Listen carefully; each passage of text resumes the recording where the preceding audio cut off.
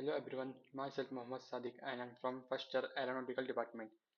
My product name is Car Alloy. My company name is Bob's Automotive and you can see the logo of the company and my product is Car Alloy.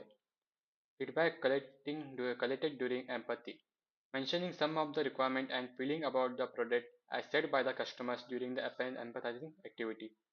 Inbuilt GPS tracker should be added so we can find out the cars or wheels if it is stolen. Scratch resistance coating should be applied to the alloys.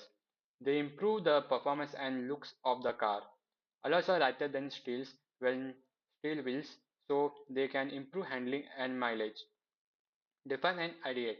Based on the empathizing state and considering the feeling and requirement of the customers, many new features are to be added to the existing product.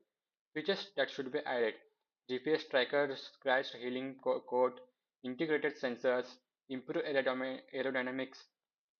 Futuristic product name: Tech Alloy. Prototype. In prototype state, the real working model has to be manufactured.